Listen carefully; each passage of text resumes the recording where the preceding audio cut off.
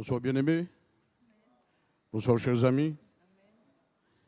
C'est une grâce que le Seigneur nous fait de pouvoir nous tenir en sa présence. Amen.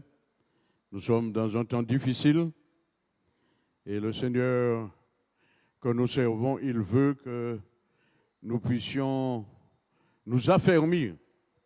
Amen. Amen bien-aimés. Nous croyons que nous sommes déjà fermes, mais en réalité, il nous reste du travail à faire.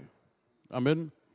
Je vais lire, bien-aimés, le thème, comme le serviteur de Dieu l'a annoncé, le thème ce soir, le grand thème, c'est qui est cet évangile? Nous allons le voir plus tard, mais le sous-thème, le thème que nous allons développer ce soir, c'est Jésus, la pierre angulaire.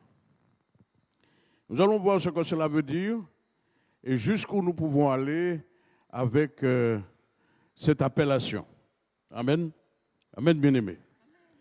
Nous allons faire une lecture, bien-aimés, et c'est vrai, le serviteur a fait une petite lecture, mais nous allons entrer dans le texte lui-même. Nous allons lire ce texte, nous allons rentrer dans le contexte, et nous allons lire Galates, le chapitre 1er, à partir du verset 6, pour que nous puissions bien comprendre. Je m'étonne que vous vous détourniez si promptement de celui qui vous a appelé par la grâce de Christ pour passer à un autre évangile. Non pas qu'il y ait un autre évangile, mais il y a des gens qui vous troublent et qui veulent renverser ou altérer l'évangile de Christ. Mais si nous-mêmes, si un ange du ciel annonçait un autre évangile, s'écartant de celui que nous vous avons prêché, qu'il soit maudit. Nous l'avons dit précédemment, et je le répète à cette heure, si quelqu'un vous annonce un évangile s'écartant de celui que vous avez reçu, qu'il soit anathème. Disons Amen. Amen. Merci Seigneur. Nous allons essayer de voir ensemble, bien-aimés, comment le Seigneur fait les choses, comment il voit les choses et comment il veut que nous également nous puissions voir les choses. Vous savez, bien aimé, la mise en place de ce séminaire, nous l'avons fait pour deux raisons. La première raison, c'est à cause d'un avertissement que, pour ma part, que le prophète Sophonie avait donné à Juda, à Israël, avant qu'Israël ne parte en captivité. Je demandais à notre sœur de bien vouloir me le lire. Sophonie, chapitre 1er, le verset 3. Sophonie 1, verset 3. Je détruirai les hommes et les bêtes, les oiseaux du ciel et les poissons de la mer, les objets de scandale et les méchants avec eux. J'exterminerai les hommes de la face de la terre, dit l'Éternel. Amen. Amen. Le Seigneur ne dit pas cela, bien-aimé, pour la fin d'un temps ou la fin de ce monde. Le Seigneur le dit par rapport à la méchanceté du cœur des hommes, la méchanceté du cœur de son peuple. Le Seigneur avait donné un enseignement à son peuple et le peuple n'a jamais voulu se plier à l'enseignement du Seigneur. Donc, juste avant que Juda ne parte en captivité, le Seigneur, avant qu'il ne parte, le Seigneur leur avait dit, voilà, je détruirai. La deuxième raison, bien-aimé, du séminaire, c'est à cause du fait que l'Église doit continuer à se sanctifier, l'Église doit continuer à se purifier afin d'échapper à la séduction des derniers jours. Amen. Amen. L'Église de Jérusalem, bien-aimé, l'Église, c'est la Jérusalem céleste. L'Église, c'est la Jérusalem céleste. Amen, bien-aimé. Nous sommes encore loin de ces explications, mais en réalité, lorsque la Bible parle de l'Église ou de la Jérusalem céleste, il s'agit de la même chose. Nous sommes, nous, bien-aimés, le peuple de Dieu, nous sommes l'Israël céleste. Amen. Et tout ce que le Seigneur avait donné comme exigence à son peuple dans l'Ancien Testament, il nous le donne encore aujourd'hui parce que le Seigneur n'a pas changé. Amen. Nous sommes l'Israël céleste, nous sommes le peuple de Dieu, ce peuple que le Seigneur a appelé pour non seulement faire sa volonté, mais le servir. Amen. Amen, bien-aimé. Donc, l'évangile de Jésus-Christ, c'est la clé qui ouvre la porte de la cité céleste. L'évangile que nous avons reçu, cet évangile n'avait jamais existé. Ou tout au moins, il a fallu que le Seigneur vienne pour parler de l'évangile. Amen. Amen, bien-aimé. Il a fallu que le Seigneur vienne pour qu'on puisse savoir ce que c'est que l'évangile. Il est écrit dans Romains que l'évangile, c'est la puissance de Dieu pour le salut. Amen. Le but de ce séminaire, bien-aimé, c'est pour également nous sensibiliser concernant la séduction qu'il y a dans ce monde. Amen. Il y a une séduction qui court, bien-aimé, dans ce monde, et cette séduction est tellement grande que nous-mêmes qui sommes considérés comme des élus, si nous ne prenons pas garde, nous risquons d'être séduits nous-mêmes. Amen. La Bible parle, bien-aimé, d'un autre évangile.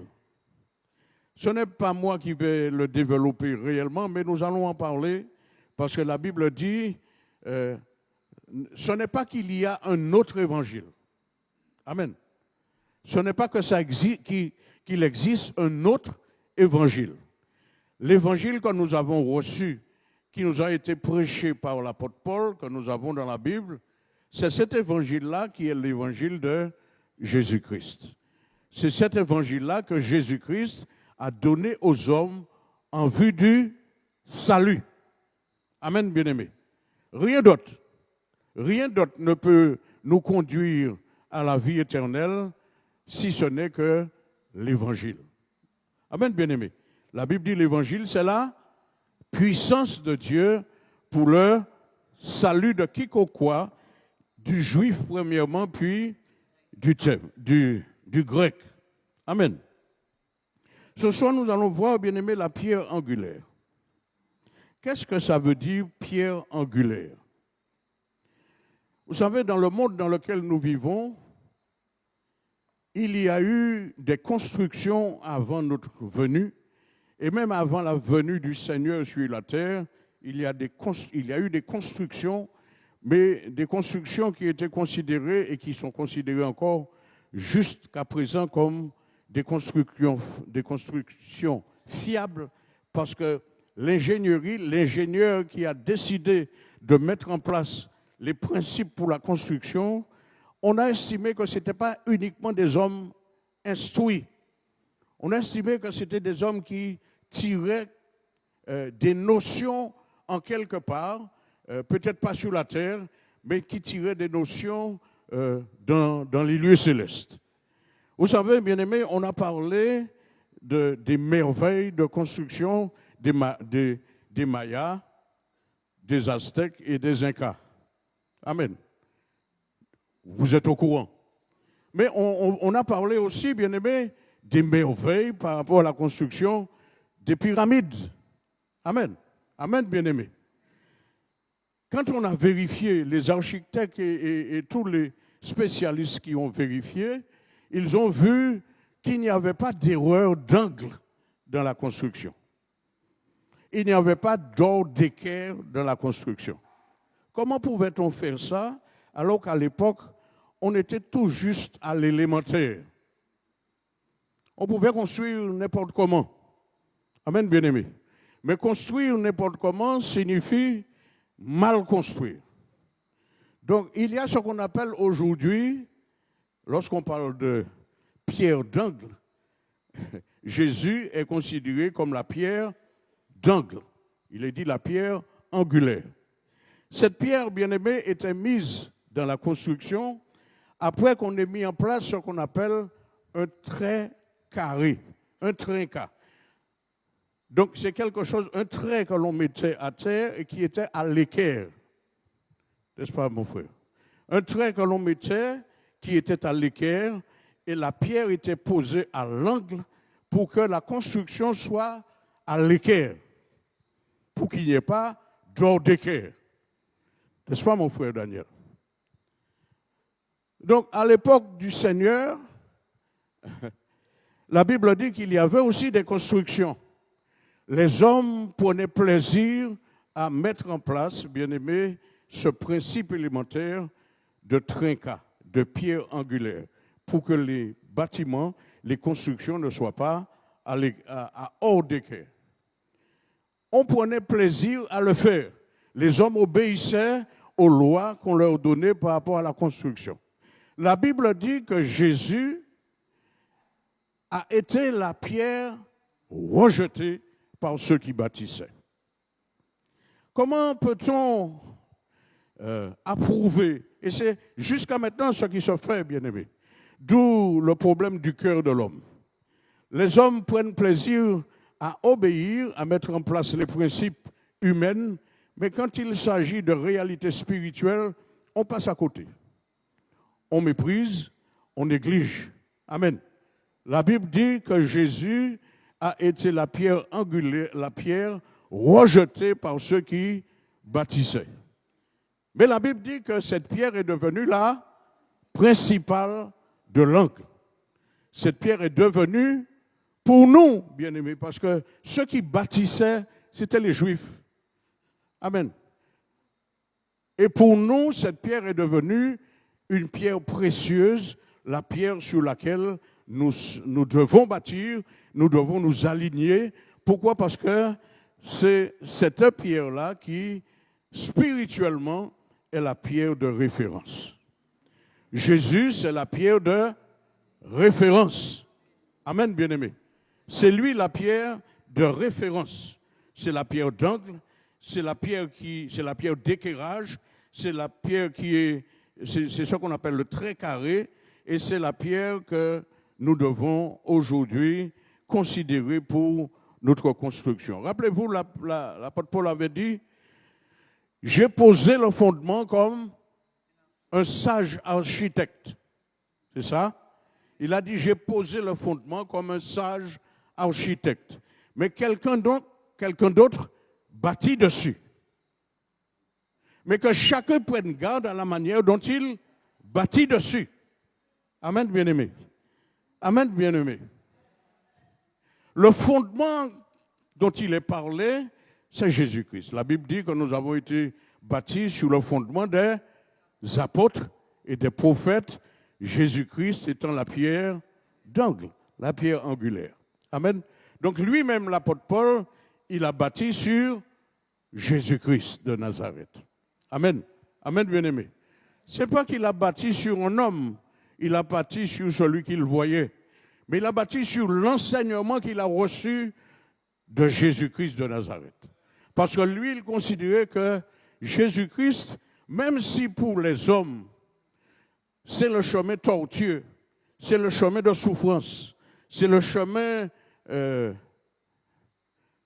problèmes et de difficultés dans la vie de tous les jours, mais pour lui, c'était la pierre de référence, c'était l'homme de référence.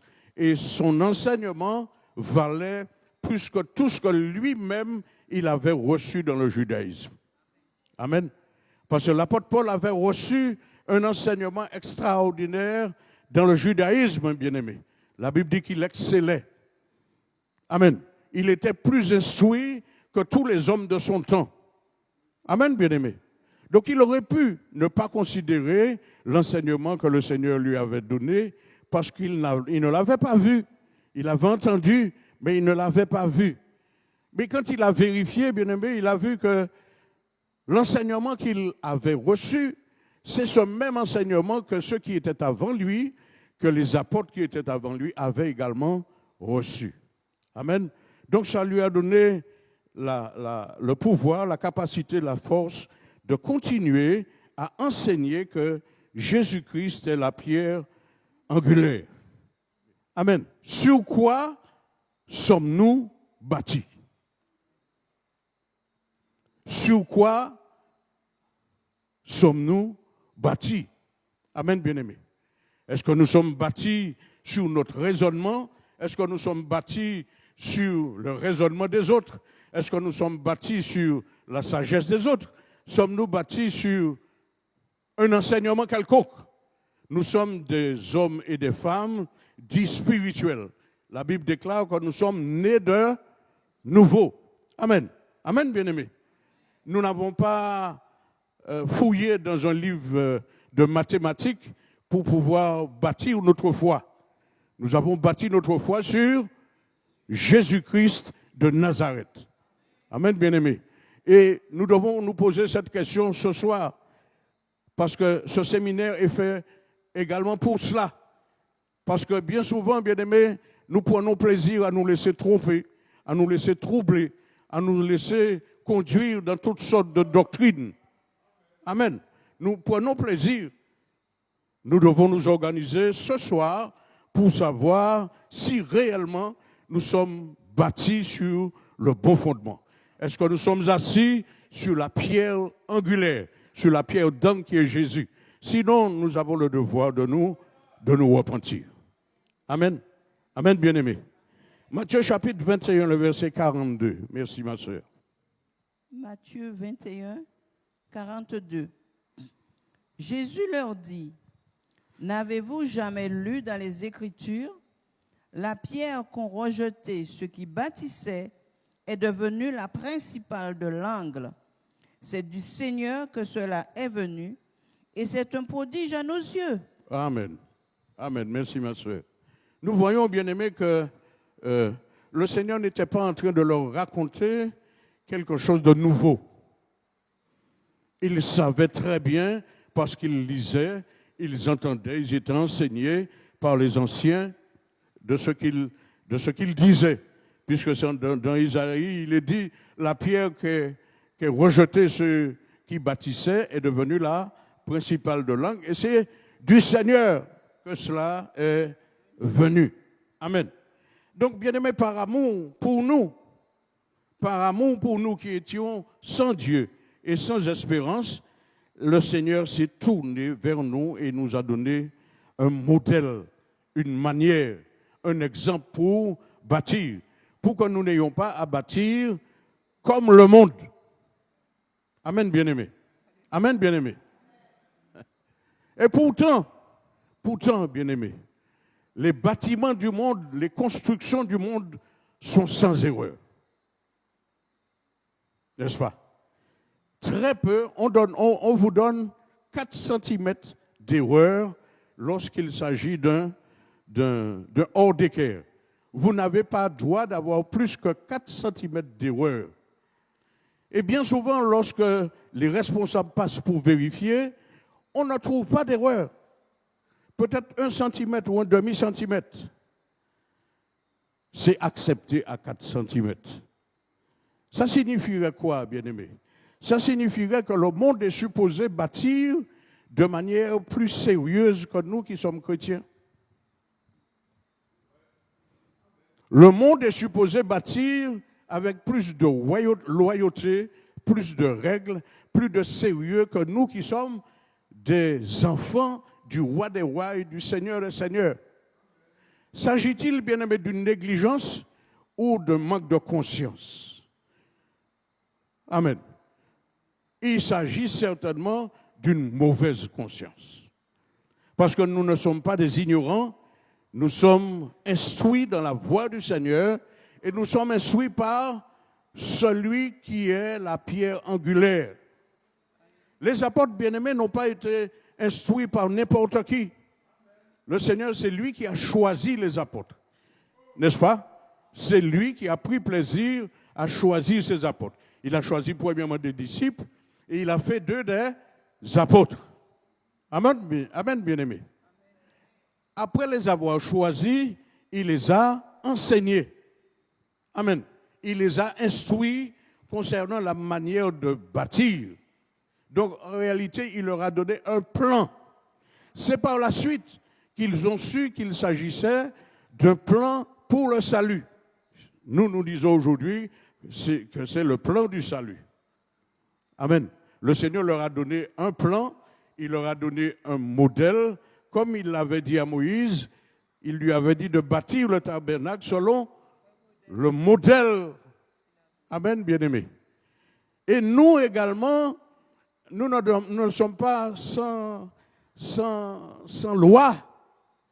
Le Seigneur nous a donné un modèle. Amen, bien-aimés. Une manière. Amen, bien-aimés. Et en plus de cela, il nous a donné les outils qu'il faut pour bâtir. Amen, bien-aimés. Dieu nous a donné les outils et il nous a donné aussi les matériaux pour bâtir, pour que nous soyons sans reproche. Amen, bien-aimés. Pouvons-nous nous lever et dire, Seigneur, je suis en train de bâtir et tu ne peux rien me reprocher. La Bible dit, bien-aimé, que le cœur de l'homme est méchant. Vous croyez que c'est fini? L'homme est aussi méchant qu'hier. L'homme d'aujourd'hui est aussi méchant qu'hier. C'est pour cela que le Seigneur appelle tous les hommes à la repentance. L'homme d'aujourd'hui est aussi méchant et aussi perdu qu'hier. Amen. Et quelle que soit sa nature, n'est-ce pas, bien-aimé? Amen. Nous ne sommes pas là pour faire le juge de quiconque. Amen. Nous ne sommes pas des juges, mais nous reconnaissons que le cœur de l'homme n'a pas changé. C'est pour cela qu'il y a autant de douleurs, autant de souffrances, autant de meurtres, autant de séparations, autant de problèmes dans le monde. C'est parce que le cœur de l'homme est encore méchant. Le cœur de l'homme est encore mauvais. Amen, bien-aimé. Donc par amour, le Seigneur s'est tourné vers nous. La Bible dit dans 1 Pierre chapitre 2, le verset 4, merci ma soeur, 1 Pierre chapitre 2, verset 4 à 6. 1 Pierre 2, 4, 6. Approchez-vous de lui, pierre vivante, rejetée par les hommes, mais choisie et précieuse devant Dieu. Et vous-même, comme des pierres vivantes, édifiez-vous pour former une maison spirituelle, un saint sacerdoce, afin d'offrir des victimes spirituelles agréables à Dieu par Jésus-Christ. Car il est dit dans l'Écriture, « Voici, je mets en Sion une pierre angulaire, choisie, précieuse, et celui qui croit en elle sera point confus. » Amen. Amen. Cela, c'est quelques mots, bien-aimés. Ces exhortations s'adressent à nous. Ce n'est pas parce que c'est écrit là depuis près de 1800 ou 2000 ans. Ces exhortations s'adressent à nous aujourd'hui. Amen. La Bible déclare que nous sommes devenus des pierres vivantes. Tant que nous sommes de la chair, nous ne serons pas de la même nature que le Seigneur. Mais cependant, nous sommes appelés, bien-aimés, à bâtir, à construire, à nous édifier de manière à devenir semblables au Seigneur. Amen. Nous sommes appelés à devenir de la même nature que le Seigneur. Amen, bien-aimés. Mais ce n'est pas en marchant comme nous voulons. Amen, bien-aimés. Ce n'est pas en faisant ce qui nous semble bon. Amen. Nous deviendrons de la même nature que le Seigneur, que cette pierre angulaire, si nous marchons comme il a marché. Amen. Rappelez-vous, le Seigneur a dit, pour que nous puissions arriver à sa ressemblance, nous devons passer par le même chemin, par le chemin par lequel il est passé. Et nous savons que le chemin par lequel le Seigneur est passé, c'est un chemin ensanglanté, bien-aimé. C'est un chemin de souffrance, c'est un chemin de douleur, c'est un chemin de mépris, c'est un chemin de rejet. Amen. Le Seigneur nous invite à passer par ce même chemin. Mais puisque nous faisons confiance encore à la chair, parce qu'en réalité, bien aimé, c'est l'esprit qui doit conduire la chair, et non le contraire. Amen, bien-aimé. C'est l'esprit qui doit conduire la chair. La chair doit se soumettre à l'esprit et non le contraire. Alors, vous savez, c'est tout un problème parce que nous disons que la chair est faible. Et puisque la chair est faible, nous disons que le Seigneur, il est compréhensible. Le Seigneur va comprendre, puisque la chair est faible. Nous faisons ce que nous voulons et nous croyons que le Seigneur va prendre plaisir à cela. La Bible dit, approchez-vous. Tu peux me le relire, ma soeur, s'il te plaît. Pratiquement le dernier verset. Je crois que c'est le verset 5 et le verset 6 peut-être. Là où il dit, nous ne serons point confus. Ah, le dernier. Car il est dit dans l'Écriture, voici, je mets en Sion une pierre angulaire, choisie, précieuse, et celui qui croit en elle ne sera point confus. Amen. Amen. Amen, bien-aimé. Retenez-le. Ce verset-là, c'est écrit. Mais notez-le. C'est important. C'est important, bien-aimé. Le Seigneur, il est à l'origine de toutes choses. Cette pierre angulaire dont nous parlons, il est à l'origine de toutes choses. Amen. Colossiens chapitre 1er, le verset 15 dit, il est le premier-né de toute la création. Amen. Jésus est le premier-né de toute la création. Tout a été créé en lui et en lui, par lui et pour lui. Rien n'a été fait sans lui. Amen, bien-aimé. Tout a été fait pour sa gloire. Amen. Amen, bien-aimé. Nous pouvons également dire, bien-aimé, puisque l'évangile n'avait jamais été prêché avant la venue du Seigneur, nous pouvons dire que le Seigneur, c'est l'auteur de l'évangile. C'est lui l'auteur de l'évangile. Amen. L'évangile ne vient pas d'un homme, ne vient pas d'un disciple. C'est Jésus-Christ qui est l'auteur de l'évangile. La Bible dit dans Romains, le chapitre 1er, le verset 16, que l'évangile, c'est vraiment la puissance de Dieu. Amen. L'évangile, c'est la puissance de Dieu. Amen. Donc l'évangile, vous savez, on ne peut pas parler de puissance et chercher quelque chose d'abstrait, quelque chose qui court dans la nature, quelque chose qu'on ne voit pas. L'évangile, c'est Jésus-Christ lui-même. Cette pierre angulaire dont parle la Bible, qui a été méprisée, qui a été rejetée, qui a été considérée comme aucune valeur, n'ayant aucune valeur pour la construction, c'est Jésus-Christ. Amen. Amen. C'est lui qui a choisi ses apôtres, et je disais, c'est lui qui les a enseignés. Amen. Amen, bien-aimé. C'est lui qui les a également enseignés. Amen. Où ses disciples ou ses apôtres auraient-ils pu prendre pareil enseignement?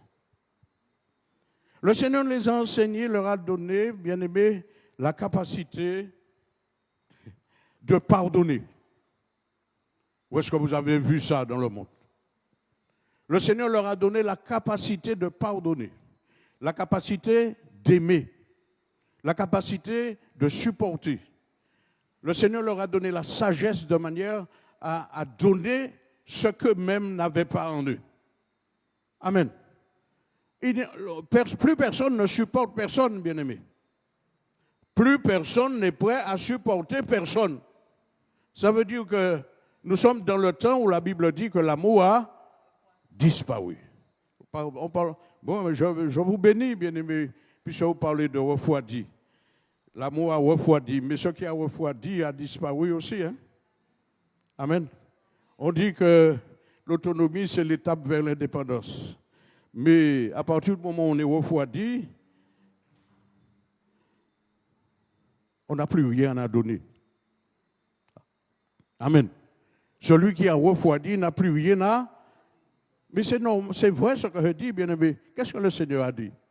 Le Seigneur a dit, je cherche ceux qui sont bouillants. Amen. Ceux qui me servent, ceux qui me suivent, ceux qui me servent doivent être bouillants. Il ne faut qu'ils ne soient ni froids, Ni foi, ni. C'est ça? Le Seigneur a dit, si vous êtes tiède, je vous rejetterai. Mieux vaut être foi. Vous savez, celui qui est foi, bien-aimé, c'est celui qui ne connaît pas le Seigneur, qui n'a pas fait la paix avec le Seigneur, qui n'a pas besoin du Seigneur et qui fait ce qu'il veut dans ce monde-là. Ce n'est pas un chrétien. Ce n'est pas quelqu'un qui est né de nouveau.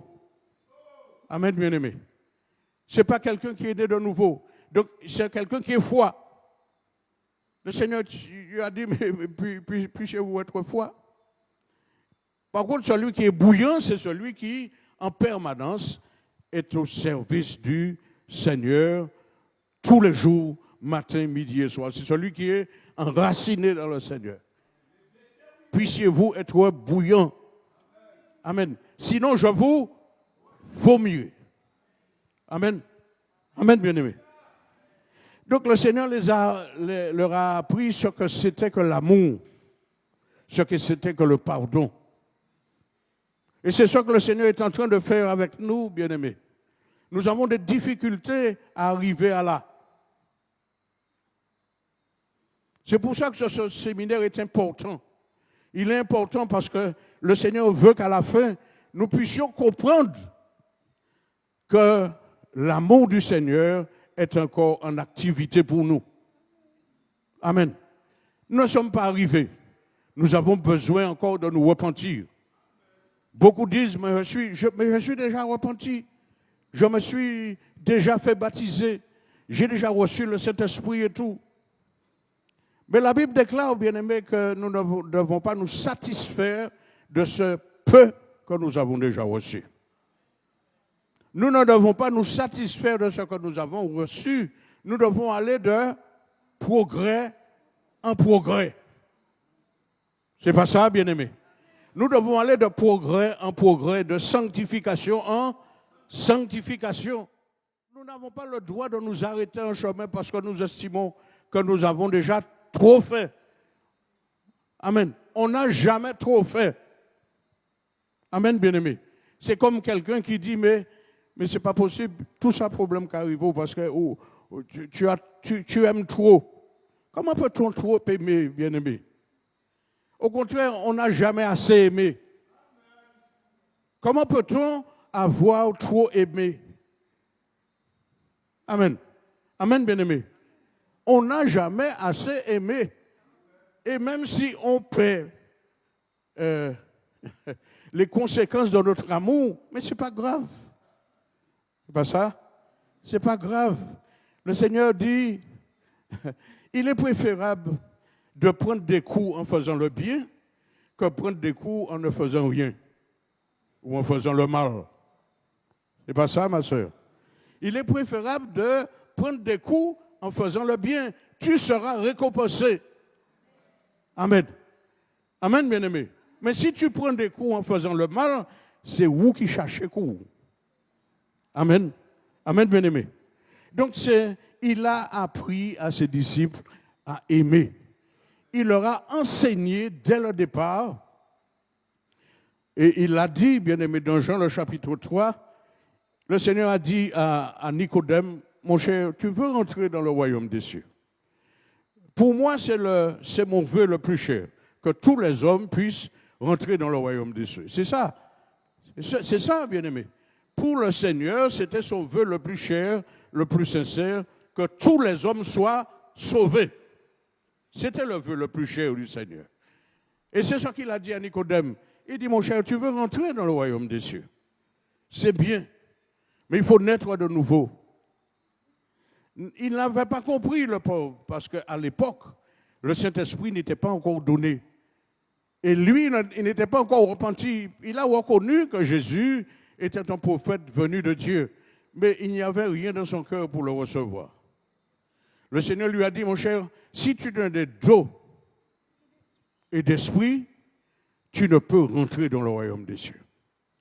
Beaucoup de gens, bien-aimés, encore aujourd'hui, se contentent du baptême d'eau.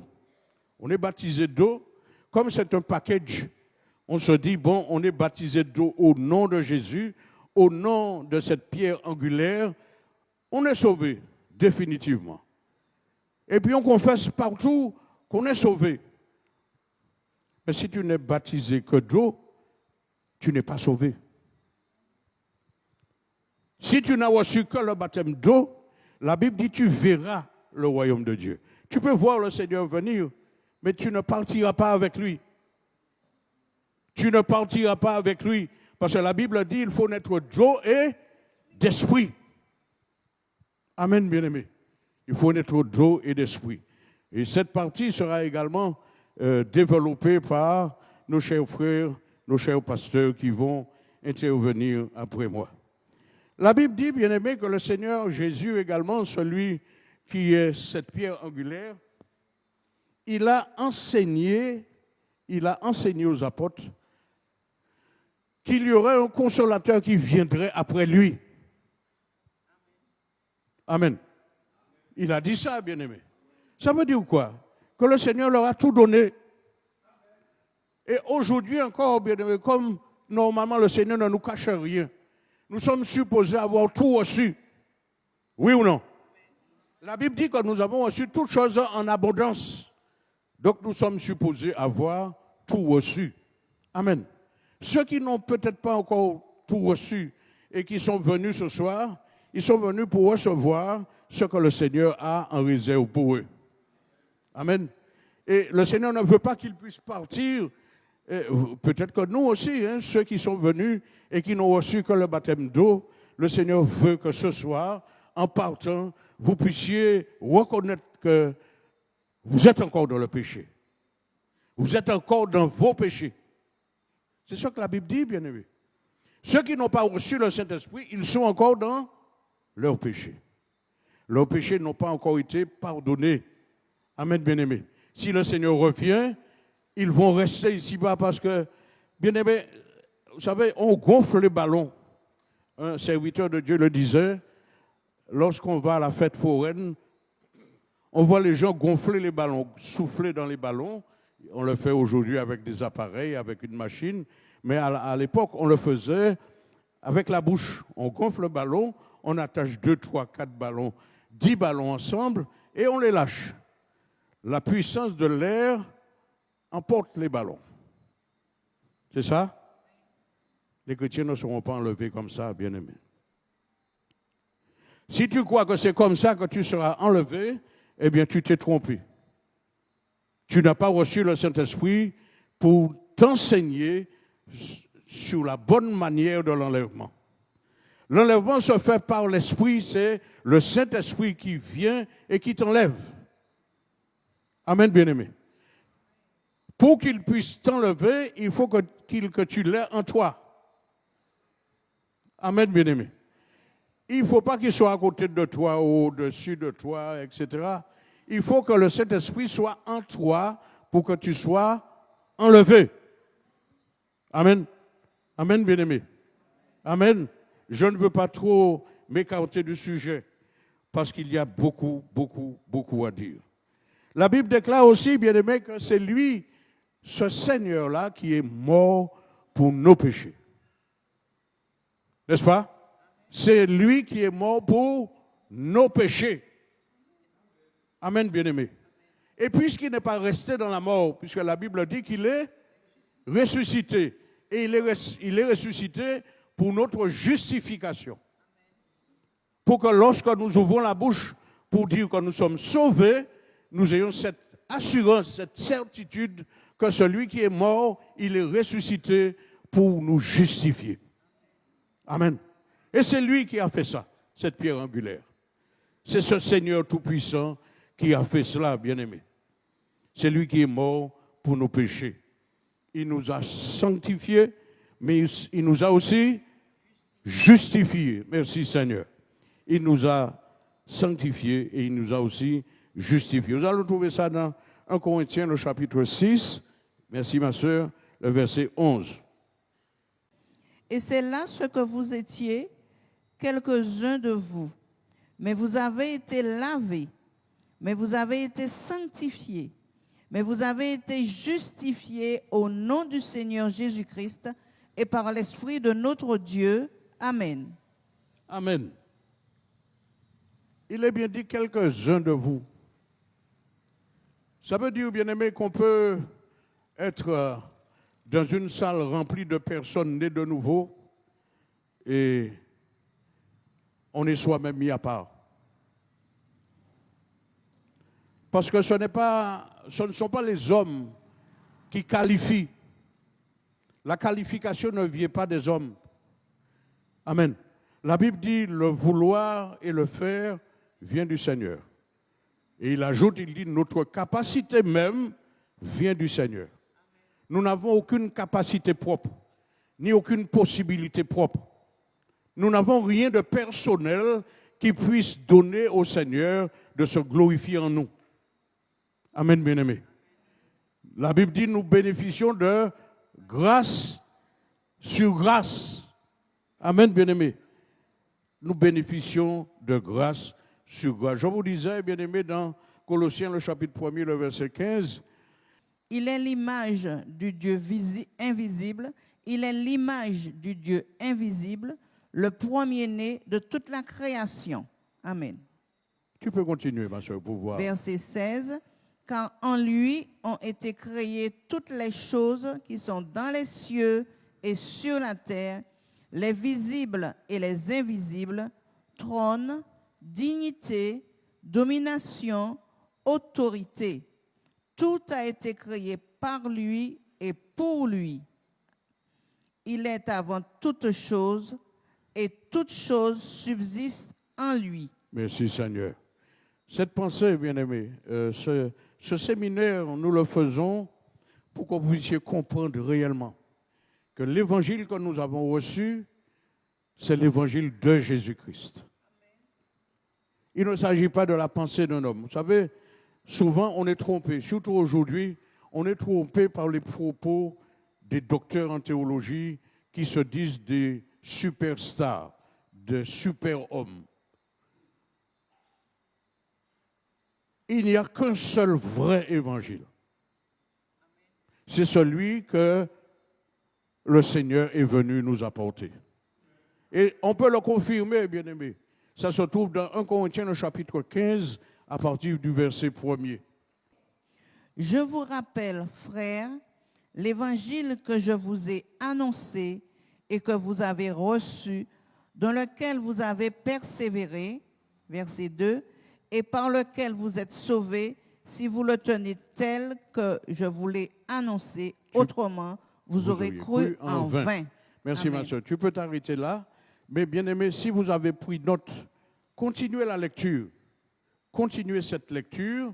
Vous verrez de quoi l'apôtre Paul parle. Il parle de ce qu'il a reçu du Seigneur. Parce que c'est lui qui dit ça, bien aimé.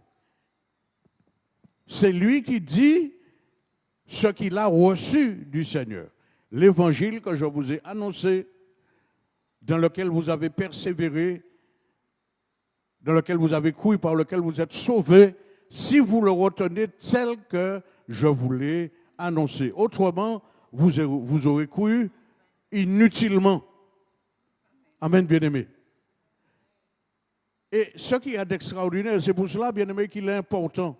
Il est important de recevoir le Saint-Esprit. Si vous ne l'avez pas encore, recherchez-le, demandez-le. La Bible dit, Dieu donne à celui qui demande avec foi, sans douter. Amen, bien-aimé. Le plan du salut, il est composé de la foi. Parce que la Bible dit, il faut que celui qui croit, que celui qui vienne à Dieu, qui vienne au Seigneur, croit que Dieu existe et qu'il est le rémunérateur de ceux qui le cherchent. Il y a la foi, bien-aimé, il faut croire. Il y a la repentance. Donc, la repentance consiste à déjà réaliser que l'on est un pécheur. On n'a pas cherché à savoir ce qu'on aurait fait ou ce qu'on n'aura pas fait. On n'a pas fait. Ce ne sont pas nos actions qui font de nous des pécheurs. Amen, bien-aimés. Amen, mes amis. Ce ne sont pas nos péchés parce que nous avons péché que nous sommes des pécheurs. Ce ne sont pas nos péchés qui font de nous des pécheurs. la Bible dit que nous sommes nés dans le péché. Amen. Nous sommes nés dans le péché. Nous sommes des pécheurs par nature. Et en qualité de pécheurs, nous ne rentrerons pas dans le royaume des cieux. C'est pour ça que la Bible dit que après que nous soyons repentis, nous devons confesser nos péchés. Confesser nos péchés pour que nos péchés soient pardonnés, soient effacés. Pardonnés et effacés. Amen. Amen, bien-aimés. Nous devons recevoir le baptême. Nous devons demander à nous faire baptiser au nom de Jésus-Christ de Nazareth. C'est le vrai évangile. C'est le véritable évangile. Être baptisé au nom de Jésus-Christ de Nazareth. Puis, recevoir le baptême du Saint-Esprit. Être baptisé au nom de Jésus. Être baptisé du Saint-Esprit. Amen, bien-aimés. Amen. Amen. Rendre témoignage à la vérité et marcher dans la sanctification. Voilà ce que le Seigneur demande. Et vous n'allez pas le trouver partout comme ça. Il y a toujours des courants de pensée. Amen, bien-aimé. Il y a toujours des courants de pensée. Ce n'est pas parce que quelqu'un dit, mais nous, ici, nous baptisons au nom de Jésus. La personne baptise au nom de Jésus, mais peut-être qu'il n'y a pas la sanctification chez elle. Il n'y a pas la sanctification chez elle. Il n'y a pas la Sainte Seine chez elle.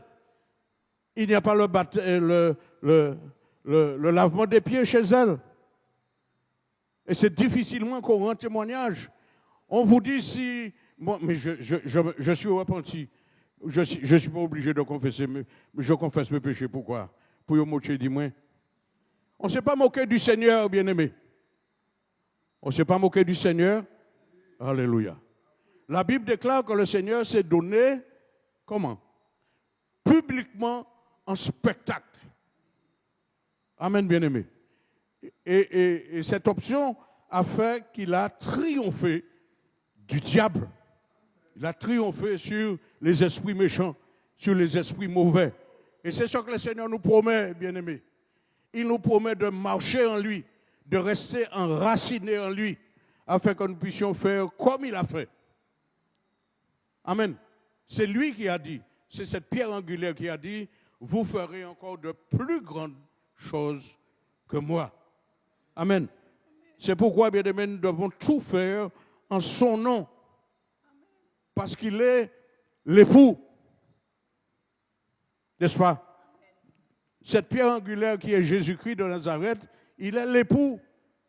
Il est notre époux. L'apôtre Paul dit, je vous ai fiancé à un seul époux pour paraître devant lui sans tache et irrépréhensible. Amen. Amen, bien-aimé.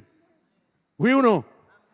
Alléluia. Nous devons tout faire en son nom. Si c'est l'époux, si c'est lui l'époux, l'épouse doit faire tout en son nom. Vous savez, aujourd'hui, bien-aimé, quand on se marie, l'épouse a la liberté d'avoir son nom de famille également aux côtés du nom de famille de l'époux. D'accord? D'accord, bien-aimé? Mais ce fut un temps, c'était le nom de l'époux que tu portais. Oui ou non? Mon épouse a dit à un moment, mais pourquoi on n'a pas mis Montredon à côté de Souklaï? Il n'y avait pas. À l'époque, vous savez, les choses se modifient. Et on devient sensible. On devient susceptible. Vous savez? Donc, tout ce qu'elle fait, elle le fait au nom de Souklaï. Parce que c'est Madame Souklaï. Amen, bien-aimé. On ne dira plus Madame Montredon. Parce que c'est plus Montredon. Et lorsqu'on a donné sa vie au Seigneur, on a changé de nom. Amen. On porte le nom de son époux. Oui ou non, bien-aimé? Et on doit tout faire au nom de l'époux. C'est pour ça que la Bible dit que nous devons tout faire au nom de Jésus. Amen, bien-aimé. Ne cherchez pas à tergiverser, à savoir, etc. Non, non. On doit tout faire au nom de Jésus-Christ. Amen. Parce que c'est lui, le Seigneur, le Sauveur, la pierre angulaire. Amen. Amen, bien-aimé. Un dernier verset qui se trouve dans Luc, le chapitre 24.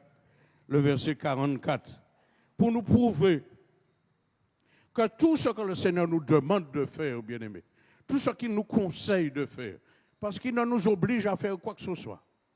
Amen. Amen, bien-aimés. Le Seigneur n'est pas un dictateur. Il nous conseille. Et c'est à nous de voir s'il est bon de lui obéir ou non. Mais je peux vous dire, bien-aimés, qu'il est préférable de lui obéir. Amen. Si on ne veut pas marcher crochu, il est préférable de lui obéir. Luc chapitre 24, le verset 44. Luc 24, 44. Puis il leur dit, c'est là ce que je vous disais lorsque j'étais encore avec vous, qu'il fallait que s'accomplisse tout ce qui est écrit de moi dans la loi de Moïse, dans les prophètes et dans les psaumes. Amen. Merci Seigneur. Qui a dit ça, bien-aimé? C'est Jésus, la pierre angulaire. C'est lui qui a dit ça. Il a dit il fallait, lorsque les disciples étaient un petit peu perturbés parce que on ne savait pas ce qu'il était devenu. Ça faisait 3 jours qu'il était déjà mort et on le cherchait, il avait disparu. Certains disaient qu'il avait été enlevé. Les Romains avaient payé pour qu'on dise que ses disciples sont venus le chercher. Donc on l'a certainement caché en quelque part. Donc dans le trouble, on ne savait pas trop quoi penser. On pensait que c'était lui qui serait venu pour délivrer le peuple, le juif qui aurait mis la paix entre ces problèmes qui existaient entre les Romains et les Juifs. Mais le Seigneur, bien-aimé, il leur a dit là, il fallait, c'est lui qui a dit. Il n'a pas donné la possibilité à un serviteur, à un apôtre, à un disciple de le dire. Il a dit lui, mais il leur a dit, il fallait que s'accomplisse tout ce qui est écrit de moi dans la loi de Moïse. Il n'était pas encore venu sur la terre, hein, bien-aimé. Nous reconnaissons ça. Il n'était pas encore venu sur la terre. Il est parlé de la loi de Moïse. Il fallait que s'accomplisse tout ce qui est écrit de moi dans la loi de Moïse, dans les psaumes et dans les prophètes.